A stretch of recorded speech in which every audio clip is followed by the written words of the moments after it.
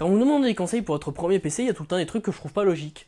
Beaucoup de gens préfèrent investir énormément dans un gros water cooling plutôt qu'augmenter sa carte graphique, acheter un bon clavier, etc. voire même carrément acheter des jeux. Parce que oui, quand on achète son premier ordinateur, je pense qu'il vaut mieux mettre par exemple 100 € de moins dans un refroidissement. Je me suis donc demandé quelle peut bien être la différence entre un water cooling à 130 € et un air cooling à 30 €. Pour cela, j'ai mon super Silent Loop 240 qui m'a été envoyé par Be Quiet, merci Be Quiet, et un Silverstone AR01 qui m'a été envoyé par Silverstone, merci Silverstone. Le premier, le Be Quiet, se trouve aux environs de 130 €, c'est un des meilleurs water cooling en 240 mm, il est très silencieux, il est performant, il coûte un petit peu cher, mais c'est quand même pas mal. Ensuite, le Silverstone AR01, c'est pas du tout le même truc. C'est un ventirad dont le prix de vente est conseillé à 27 €, ce qui est plutôt bas. Intéressons donc nous aux températures. Au niveau des températures en idle, le Silent Loop est à 35 degrés, ce qui est très très bon avec les températures qu'il fait en extérieur, et surtout mon Ryzen 7 1700X overclocké à 3,8 GHz, à 1,39 volts, ce qui est très élevé pour un processeur, donc ça chauffe beaucoup. Donc ouais, c'est pas mal. Le Silverstone est lui à 45 degrés en idle, alors ça fait 10 degrés de plus, c'est quand même pas mal, mais 45 degrés en idle, c'est encore une température qui est très très correcte. Et en plus, il est très silencieux encore à cette température-là, donc il n'y a aucun problème pour de la bureautique, etc. Il va pas vous réveiller tant que votre ordinateur tourne en fond à, je sais pas moi, à télécharger des films. Ensuite en charge, c'est là que ça devient intéressant, parce que c'est là qu'on voit vraiment la performance. Le Silent Loop arrive à 76 degrés au max. Ce qui est assez élevé, mais vu la température de la pièce, vu mon processeur, vu l'overclocking qu'il a, etc., c'est très très bon. Et par contre, le Silverstone est à 75 degrés. Voilà.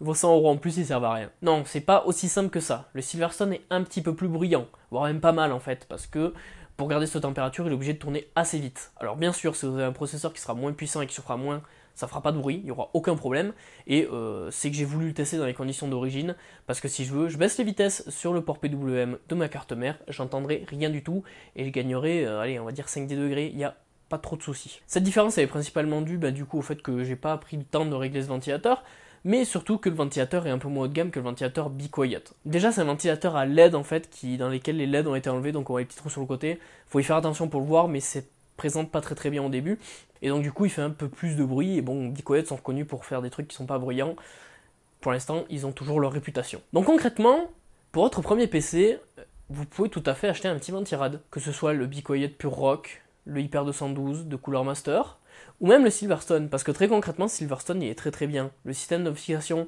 des ventilateurs est excellent, avec des petits trucs en caoutchouc, c'est très simple, c'est bon. Le système de fixation à la carte mère est pas mauvais, bon moi je vais vous conseiller de le faire avec la carte mère en dehors du boîtier, sans les barrettes de RAM, sans rien, vous y plairez beaucoup mieux, ce sera beaucoup plus simple et je vous le conseille pour à peu près tous vos systèmes de refroidissement, parce que ça vous simplifie énormément la tâche. Mais concrètement, au prix où il est censé être vendu 27 €, c'est un très très bon bail, franchement j'ai pas grand chose à lui reprocher, enfin même rien, il est très bien, voilà.